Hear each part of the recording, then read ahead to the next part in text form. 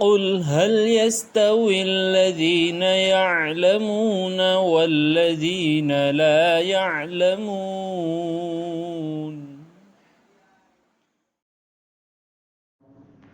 الحمد لله رب العالمين والصلاة والسلام على سيدنا وسيد المرسلين سيدنا محمد بن عبد الله الصادق المصدوق الأمين وعلى آله وصحبه أجمعين أما بعد أعوذ بالله من الشيطان الرجيم بسم الله الرحمن الرحيم إن الذين ينادونك من وراء الحجرات أكثرهم لا يعقلون ولو أنهم صبروا حتى تخرج إليهم لكان خيرا لهم والله غفور رحيم بے شک جو لوگ آپ کو کمروں کے پیچھے سے پکارتے ہیں ان میں سے اکثر ناسمجھ ہیں، اور اگر وہ صبر کرتے یہاں تک کہ آپ خود نکل کر ان کے پاس تشریف لاتے تو یہ ان کے حق میں بہتر ہوتا، اور اللہ بہت بخشنے والا بڑا رحم کرنے والا ہے۔ عرب میں ایک قبیلہ تھا جو بنو تمیم کہلایا جاتا تھا۔ اس قبیلے کے نمائندے حضور اکرم صلی اللہ تعالی علیہ وسلم کے پاس دین سیکھنے کے لیے تشریف لائے۔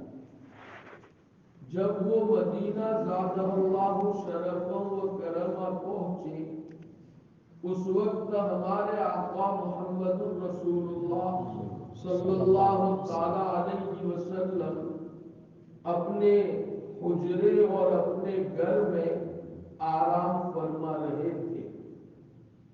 یہ چونکہ اسلامی آداب اور تہذیب سے ناواقف تھے، ان کو پتہ نہیں تھا کہ بڑے کے ساتھ کیسا معاملہ ہمیں کرنا ہے۔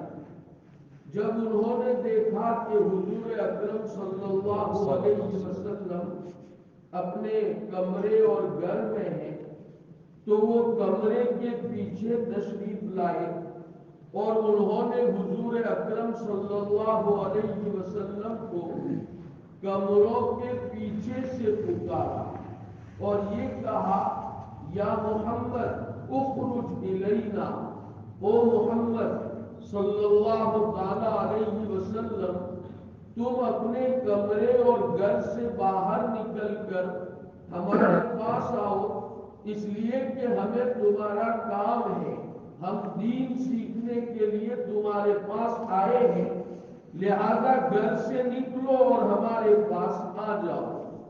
جب یہ واقعہ پیش آیا تو اللہ سبحانہ و تعالی نے یہ دو آیات کریمہ نازل فرمائی، اور حضور اکرم صلی اللہ تعالی علیہ وسلم کے تعلق سے دو آداب ان آیات میں ذکر کیے گئے۔ چنانچہ اللہ رب العزت نے فرمایا کہ جو لوگ کمروں اور گھر کے پیچھے آ کر آپ کو پکارتے ہیں ان میں سے اکثر ناسمجھ ہیں، ان میں عقل نہیں ہے، سمجھداری نہیں ہے۔ یہاں قرآن مجید کا انداز دیکھیے کہ اللہ رب العزت نے یہ فرمایا اکثرهم لا یعقلون، ان میں سے اکثر سمجھدار نہیں ہے۔ ایسا کیوں فرمایا؟ یا تو اس لیے ایسا فرمایا کہ اس طرح پیچھے سے پکارنے والے سب لوگ نہیں تھے بلکہ اکثر تھے، اس لیے قرآن نے فرمایا سب ناسمجھ نہیں ہے، اکثر ناسمجھ ہے۔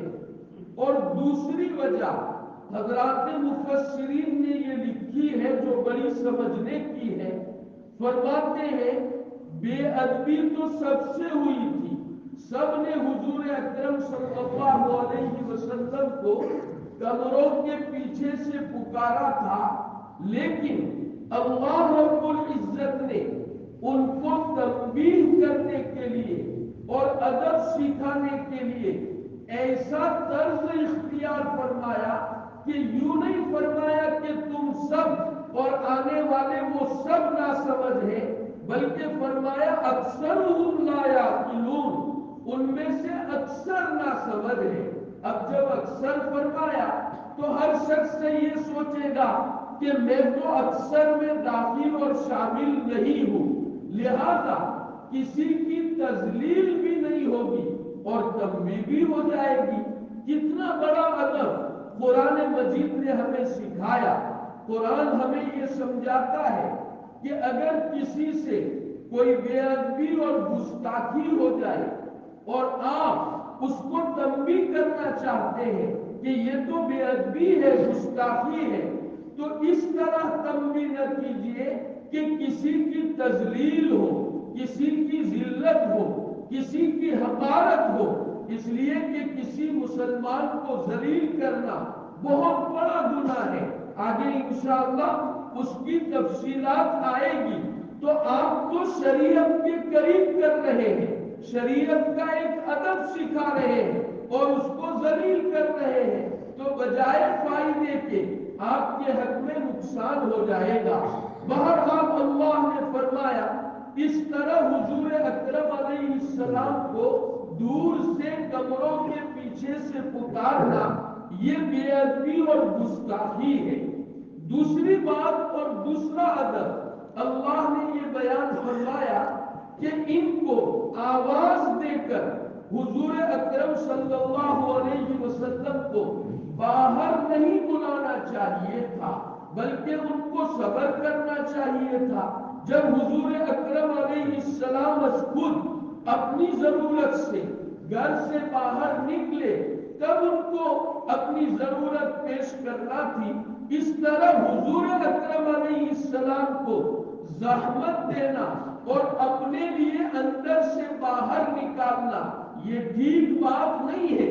قرآن مجید نے تنبیہ فرمائی کہ ان کو صبر کرنا تھی، حضرت تو باہر تشریف لانے ہی والے تھے، تب وہ اپنی ضرورت پیش کرتے، لیکن آگے اللہ نے یہ بھی فرمایا کہ یہ جو بے ادبی ان صحابہ کرام رضوان اللہ علیہ مجمعین سے صادر ہوئی تھی، یہ نادانی کی وجہ سے اور ناواقفیت کی وجہ سے، وہ ان آداب سے واقف نہیں تھے، اس لیے ساتھ ہی اللہ نے ان کے متعلق فرمایا واللہ غفور الرحیم، اللہ تعالیٰ بڑے بخشنے والے اور بڑے مہربان ہیں، لہذا اللہ نے ان کو معاف کر دیا ہے، لیکن آئندہ کے لیے تنبیہ فرما دی کہ یہ دو ادب تمہیں ملحوظ رکھنا ہے۔ پہلا ادب کون سا ہوا کہ دور سے حضور اکرم صلی اللہ علیہ وسلم کو آواز دے کر مت پکارو، اگر تمہیں کام ہے قریب جاؤ، ادب سے احترام سے عظمت کو ملحوظ رکھتے ہوئے حضور اکرم علیہ السلام کے سامنے اپنی ضرورت پیش کرو۔ فقہا نے اس سے ایک مسئلہ مستنبط فرمایا ہے، اس کو تھوڑا سمجھنے کی ضرورت ہے۔ فقہا فرماتے ہیں کہ حضور اکرم علیہ السلام ابھی دنیا سے تشریف لے گئے ہیں، لیکن اپنی قبر اطہر میں تشریف فرما ہے، اور ایک قسم کی حیات اللہ رب العزت کی طرف سے حضور اکرم علیہ السلام کو اور جمیع انبیاء کو ملی ہوئی ہے۔ جب شہداء کے بارے میں قرآن کہتا ہے بل احیاء عند ربهم یرزقون، کہ شہداء مرتے نہیں ہیں بلکہ وہ اپنی قبروں میں زندہ ہوتے ہیں، اللہ کی طرف سے ان کو ایک قسم کی حیات عطا کی جاتی ہے اور باقاعدہ ان کے رزق کا انتظام خداوند کریم کی طرف سے ہوتا ہے۔ تو نبوت کا مقام یہ تو شہادت سے بھی بڑھ کر ہے، لہذا اللہ رب العزت نے ہر نبی کو قبر میں ایک قسم کی حیات عطا فرمائی ہے۔ لہذا ہم جب مزار اقدس پر جائیں، اللہ ہم سب کو وہاں کی حاضری اور سعادت نصیب فرمائے، تو مزار اقدس پر جائے تو ہم بڑے ادب کے ساتھ قریب جا کر حضور اکرم صلی اللہ علیہ وسلم کو اس طرح خطاب کر سکتے ہیں، الصلاۃ والسلام علیک یا رسول اللہ، اے اللہ کے رسول علیہ السلام، آپ کے اوپر درود و سلام ہو، اس لیے کہ آقا صلی اللہ علیہ وسلم اپنی قبر میں حیات ہے اور ہمارا اپنا سلام سنتے ہیں، لہذا ہم قریب جا کر عزت سے، احترام سے، عظمت کو ملحوظ رکھتے ہوئے اس طرح سلام کر سکتے ہیں۔ لیکن کوئی مزار اقدس سے دور ہے، جیسا کہ ہم لوگ یہاں ہیں، مزار اقدس تو بہت دور ہے، اگر ہم یہاں بیٹھ کر یوں کہیں الصلاۃ والسلام علیک یا رسول اللہ، تو یہ بے ادبی اور گستاخی ہے، چونکہ قرآن مجید کہتا ہے دور سے حضور اکرم علیہ السلام کو اس طرح خطاب نہ کرو۔ آنے والے وفد نے، نمائندوں نے، وہ تو بہت دور نہیں تھے، خالی حجروں اور کمروں کے پیچھے تھے، اتنے دور سے بھی اس طرح جب انہوں نے پکارا یا محمد، تو اللہ رب العزت نے ان کو تنبیہ فرمائی۔ تو اتنے دور ہو کر اگر کوئی الصلاۃ والسلام علیک یا رسول اللہ کہتا ہے تو اس سے بڑی بے ادبی اور گستاخی کیا ہو سکتی ہے؟ اور اگر کوئی حضور اکرم علیہ السلام کے حاضر و ناظر ہونے کے عقیدے سے اگر الصلاۃ والسلام علیک یا رسول اللہ کہتا ہے تو یہ عقیدہ اس کو شرک تک پہنچا دے گا، اس لیے کہ حاضر و ناظر تو صرف خداوند کریم کی ذات اقدس ہے، اس کے علاوہ کوئی بھی حاضر و ناظر نہیں ہے۔ لہذا حاضر و ناظر سمجھے کہ حضرت یہاں موجود ہے اور کہے الصلاۃ والسلام علیک یا رسول اللہ، یہ تو شرک ہے، آدمی ایمان سے نکل جاتا ہے۔ اور بسا اوقات یہ بھی کہا جاتا ہے کہ حضور اکرم علیہ السلام یہاں حاضر ناظر تو نہیں ہے، لیکن ہمارا سلام لینے کے لیے حضور اکرم علیہ السلام کی روح یہ ہمارے پاس آتی ہے۔ یاد رکھیں قرآن و سنت میں کہیں بھی اس کا ثبوت نہیں ہے، اور یہ کون سی ادب کی بات ہے؟ اس سے بڑی گستاخی اور بے ادبی کیا ہوگی کہ آپ یہاں بیٹھے ہیں اور آپ یوں کہہ رہے ہیں کہ حضور اکرم علیہ السلام کی مبارک روح ہمارا سلام لینے کے لیے یہاں آتی ہے۔ استغفر اللہ، یہ کتنی بڑی گستاخی ہے۔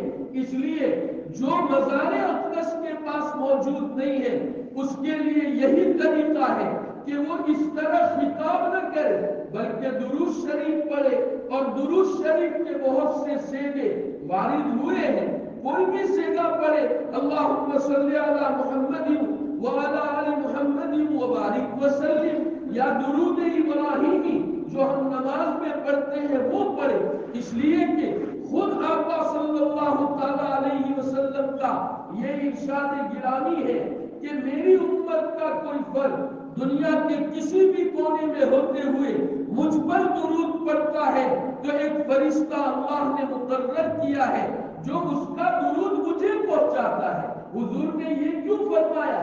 تاکہ لوگوں کو پتا چلے کہ میں ہر جگہ حاضر و ناظر نہیں ہوں، اور سلام لینے کے لیے کوئی میری روح تمہارے پاس نہیں آتی، بلکہ اللہ نے فرشتے مقرر کیے ہیں، تمہارا درود مجھ تک پہنچاتے ہیں۔ لہذا مزار اقدس کے قریب جائے تو ٹھیک ہے، الصلاۃ والسلام علیک یا رسول اللہ کہے، لیکن کسی اور جگہ بیٹھ کر قرآن مجید کی اس آیت سے یا رسول اللہ کہنا یہ بے ادبی گستاخی ہے، بلکہ یہ شرک تک پہنچانے والی چیز ہے۔ قرآن مجید ہمیں یہ سمجھا رہا ہے۔ بہرحال حضور اکرم صلی اللہ علیہ وسلم کے تعلق سے تو یہ بے ادبی ہے ہی کہ آدمی دور سے حضور اکرم علیہ السلام کو اس طرح پکارے۔ علماء نے لکھا ہے ہر بڑے کے ساتھ بھی یہی معاملہ کرنا چاہیے. ہمارا کوئی بڑا ہے، ہمیں اس سے کوئی کام اور ضرورت ہے تو دور سے نہ پکارے بلکہ قریب جائے اور ادب اور احترام سے اپنی ضرورت ان کے سامنے پیش کرے. یاد رکھو، بڑوں کی تعظیم کرنا یہ ہماری شریعت کی ایک اہم تعلیم ہے. آج کل معاشرے میں جو افراتفری پھیل گئی ہے اس کی وجہ یہ ہے کہ چھوٹے اپنے بڑوں کی تعظیم نہیں کرتے ہیں اور بڑے چھوٹوں کے اوپر رحم نہیں کرتے ہیں. حالانکہ نبی کریم صلی اللہ تعالی علیہ وسلم کا ایک واضح ارشاد ترمذی شریف میں منقول ہے: من لم یرحم صغیرنا ولم یوقر کبیرنا فلیس منا. جو ہمارے چھوٹوں پر رحم نہ کرے اور ہمارے بڑوں کی تعظیم نہ کرے وہ ہم میں سے نہیں ہے. ہم تو سمجھتے ہیں العیاذ باللہ کہ یہ ایک بہت معمولی بات ہے جو حضور نے ارشاد فرمائی ہے، لیکن یاد رکھیے یہ معمولی بات نہیں ہے. اگر اس تعلیم کے اوپر عمل نہیں کیا جائے گا تو ہمارا پورا معاشرہ افراتفری کا شکار ہو جائے گا اور کسی کا دل کسی سے ملا ہوا نہیں رہے گا. اللہ رب العزت دلوں میں اختلاف پیدا فرمائیں گے.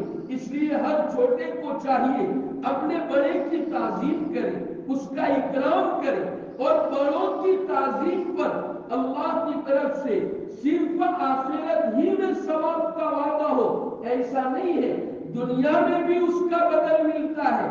ترمذی شریف کی روایت میں ہے کہ اگر کوئی چھوٹا کسی بڑی عمر والے کی تعظیم کرے گا اس کے بڑھاپے کی وجہ سے، تو جب وہ بڑھا ہوگا اللہ چھوٹوں کے دل میں اس کی عظمت پیدا کرے گا اور چھوٹے اس کی تعظیم اور اس کا احترام کریں گے. اس لیے بڑوں کا ادب اپنے دل میں بٹھائیے. بڑوں سے اگر ہم استفادہ نہ کریں تو کم سے کم ان کو برا بھلا نہ کہیں، ان سے بدظنی نہ کریں. حضرت مولانا ابراہیم صاحب دیولا دامت برکاتہم العالیہ نے ابھی ماضی قریب میں ایک بیان میں بڑی عجیب بات ارشاد فرمائی. حضرت نے فرمایا اللہ رب العزت کسی بندے کو ذلیل اور رسوا کرنا چاہتے ہیں دنیا اور آخرت میں تو ہوتا کیا ہے، اس کو بڑے لوگوں سے بدظن کر دیتے ہیں اور بڑے لوگوں کے پیچھے لگا دیتے ہیں. وہ علماء کی، بزرگان دین کی بے ادبی کرتا ہے، بے حرمتی کرتا ہے، بدگمانیاں پیدا کرتا ہے. اللہ اس کی وجہ سے اس کو دنیا میں بھی ذلیل کرتے ہیں اور آخرت میں بھی ایسا شخص رسوا ہوگا. اس لیے چھوٹے بڑوں کی تعظیم کریں اور بڑوں کو بھی چاہیے کہ چھوٹوں کی رحمت و شفقت اپنے دل میں پیدا کریں. بہرحال کسی عالم سے، بڑے سے اگر ہمیں کوئی کام ہے دور سے نہیں پکارنا چاہیے، قریب جا کر احترام سے اپنی ضرورت پیش کرنی چاہیے.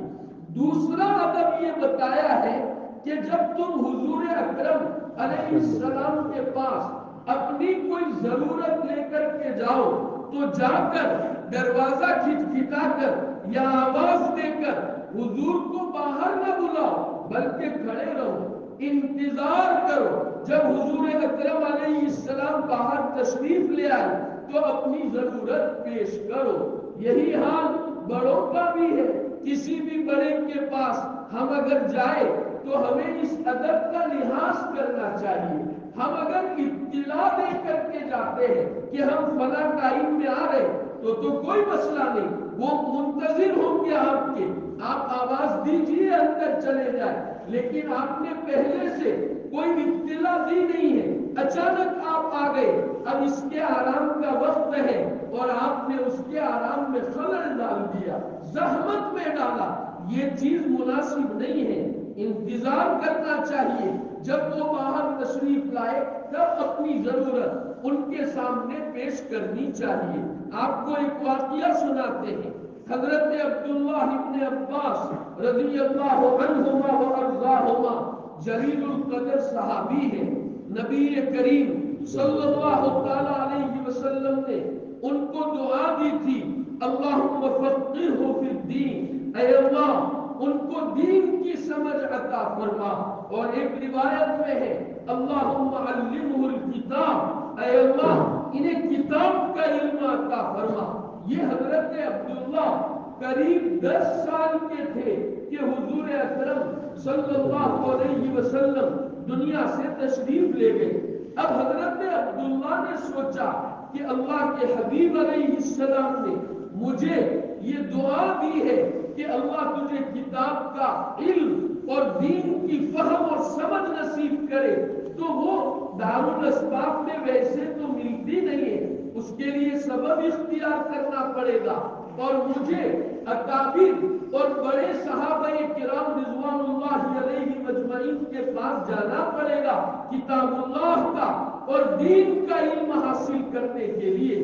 تو حضرت عبداللہ نے حضور اکرم صلی اللہ علیہ وسلم کے وصال کے بعد دنیا سے پردہ فرما جانے کے بعد یہ طے کیا کہ جن بڑے صحابہ کے پاس علم ہے میں وہاں جاؤں گا، ان سے علم حاصل کروں گا۔ اس زمانے میں اطلاع کرنے کے کوئی ایسے ذرائع جو ہمارے آج کے دور میں ہے، ایسے ذرائع تو تھے نہیں، اتفاق سے جانا پڑتا تھا۔ تو کسی صحابی کے دروازے پر حجاز مقدس کی دھوپ میں جایا کرتے تھے، وہاں کی گرمی بڑی مشہور ہے، خود فرماتے ہیں اتنی شدید گرمی ہوتی تھی کہ آسمان یہ آگ برساتا تھا اور زمین سے شعلے نکلتے تھے۔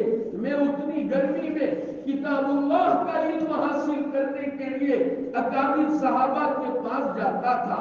جس صحابی سے علم حاصل کرنا ہے اس کے گھر گیا، دیکھا کہ وہ اپنے گھر میں آرام فرما ہے، تو میں ان کو باہر نہیں بلاتا تھا اپنی ضرورت کے لیے، بلکہ ان کے دروازے کے اوپر پڑا رہتا تھا۔ بعض مرتبہ خود فرماتے ہیں ریت کا طوفان ہوتا تھا جس سے میرا پورا جسم مٹی سے اٹ جاتا تھا، سر سے لے کر پاؤں تک میں گرد و غبار والا ہو جاتا تھا، لیکن میں آواز دے کر ان کو اپنے لیے باہر نہ بلاتا۔ جب وہ صحابی باہر تشریف لاتے اور مجھے دیکھتے تو سینے سے لگاتے اور فرماتے کہ اے محمد الرسول اللہ علیہ السلام کے چچا کے بیٹے، تمہیں باہر بلا دینا چاہیے، آپ کا ایک مقام ہے، حضور سے قریبی رشتہ داری ہے۔ فرماتے تھے میں بھتیجا ہونے کی ہے، چچا کا لڑکا ہونے کی حیثیت سے آج نہیں آیا، طلب علم کے لیے آیا ہوں، لہذا میں آداب کی رعایت کے ساتھ علم حاصل کروں گا۔ اس طرح انہوں نے علم حاصل کیا۔ یہ اسلامی تعلیمات ہے، یہ آداب ہے۔ ہم لوگوں کے یہاں اسلامی تعلیمات کی کوئی اہمیت نہیں ہے۔ کسی کے گھر جائے تو اس طرح نہ چلے جائے کہ ہمارا جانا اس کے لیے مصیبت بن جائے، کسی بھی وقت پہنچ گئے اور جا کر کے ہم کسی کے سر پر سوار ہو گئے، ایسا نہیں کرنا چاہیے۔ ہر ایک کا اپنا مزاج، اپنی عادتیں، اپنا نظام الاوقات الگ الگ ہے۔ کوئی کس وقت میں آرام کرتا ہے، کس وقت میں کھانا کھاتا ہے، ہر ایک کی اوقات الگ ہے۔ اب کسی کی نیند کا کھانے کا وقت ہے اور ہم پہنچ گئے، اللہ ہمیں معاف فرمائے۔ آج کل ہمارا حال کیا ہوتا ہے، ہم اپنی فرصت دیکھتے ہیں، میری کسی کو ضرورت ہے تو میری فرصت کا وقت نہیں دیکھے گا، وہ کب فارغ ہوتا ہے اپنے فارغ وقت میں میرے پاس آئے گا جب میں ہزار جمیلوں میں رہتا ہوں۔ اور پھر کیا ہوگا اگر کبھی یوں کہا جائے گا بھائی ابھی ٹائم نہیں ہے میں بہت مشغول ہوں، تو بدزل ہو جائے گی۔ پھر اہل علم کو اللہ معاف فرمائے گالی گلوچ کرنے ہم لوگ لگ جاتے ہیں۔ ایک صاحب میرے پاس آئے، یہاں کی بات نہیں ہے دوسری جگہ کی، مجھے کہنے لگے کہ مولانا صاحب ہمارے یہاں بور کرنا ہے تو آپ دعا کے لیے تشریف لائیں گے؟ میں نے کہا بالکل، ہمارا تو کام ہی یہی ہے کہ کسی کے کام آئے۔ لیکن میں نے ان سے کہا دیکھو 10 بجے کے بعد آپ آ جاؤ، انشاءاللہ ہم پہنچ جائیں گے۔ تو مجھے کہنے لگے نہیں 10 بجے تو نہیں، جمعہ کے بعد آپ کو آنا پڑے گا۔ میں نے کہا میں جمعہ میں بیان کرتا ہوں، اس کے بعد کھانا کھاتا ہوں، ایک دن ہمیں چھٹی ملتی ہے، تھوڑا آرام کرنا ہوتا ہے، اس لیے جمعہ بعد نہیں۔ میں نے کہا کیا حرج کیا ہے 10-11 بجے دعا، کہا ہمارا فلاں آدمی نہیں آ سکے گا، فلاں آدمی نہیں آ سکے گا، میں بھی 10-11 بجے تو مشغول رہتا ہوں، ایسا ہے ویسا ہے۔ میں نے کہا پھر معاف کیجئے، اس وقت میں جمعہ کے بعد میں نہیں آ سکتا۔ تو یہ بدزن ہو گئے کہ دیکھو مولوی ہو کر دعا کرنے کے لیے نہیں آتے۔ ارے بھائی ہمارا تو کام ہی ہے، اگر ہم اللہ کے دین کے لیے استعمال ہو جاتے ہیں تو قسم بخدا ہم کسی پر احسان نہیں کرتے، یہ تو ہماری اپنی ضرورت ہے۔ میں یہ جو قرآن کریم کی نسبت پر یہاں جمع ہوا ہوں تو میں تم پر اپنا احسان جتاؤں گا؟ قسم بخدا نہیں، میری ضرورت ہے۔ اللہ نے جب مجھے تھوڑا بہت علم عطا کیا ہے تو یہ علم دوسروں تک پہنچانا میرا اپنا فریضہ ہے، اس کو تو میں اپنے لیے سعادت سمجھتا ہوں۔ میرے بھائیوں، علماء آپ کے کام آنے کو اپنی سعادت تصور کرتے ہیں۔ محمد الرسول اللہ صلی اللہ علیہ وسلم کی سب سے بڑی وراثت بھی یہی ہے کہ میں کسی کے کام آ جاؤں، مجھ سے کسی کو نفع پہنچ جائے، لیکن کسی کے آرام کا وقت ہوتا ہے، مشغولیت کا وقت ہوتا ہے، اس کا بھی تو لحاظ کرنا چاہیے۔ اور خامخواہ کے لیے کسی سے بدظن ہو جانا اور کسی بڑے آدمی کا بغض اپنے دل میں پیدا کرنا، اللہ ہماری حفاظت فرمائے، یہ تو ہمارے لیے ہلاکت کا ذریعہ ہے۔ حضور اکرم علیہ السلام کی شخصیت عظمیٰ کتنی بڑی تھی، کسی صحابی کے یہاں جاتے تو ویسے ہی نہیں گھس جاتے تھے، حالانکہ آپ چلے جائے تو صحابی ناراض ہوں گے، خوش ہو جائیں گے، حضرت آپ میرے در پہ تشریف لے آئے۔ صحابہ کرام رضوان اللہ علیہ مجمعین کے لیے تو سب کچھ، میرے آقا صلی اللہ علیہ وسلم کی ذات گرامی اور آپ کی لائی ہوئی تعلیمات تھی۔ ایک روایت میں آتا ہے ایک صحابی کا آپ کو کام پڑ گیا، خیریت معلوم کرنے کے لیے تشریف لے گئے۔ اب آداب شریعت کے مطابق ایک مرتبہ سلام کیا، جواب نہیں آیا، کچھ رک کر دوسری مرتبہ سلام کیا، جواب نہیں آیا، تیسری مرتبہ سلام کیا، جواب نہ آیا، حضرت واپس تشریف لے گئے۔ صحابی ایک دم سے باہر نکلے اور فرمایا حضرت تشریف لائے؟ کہا بھائی میں نے 3 مرتبہ شریعت کی ہدایت ہے، واپس چلے جاؤ، جانے لگا۔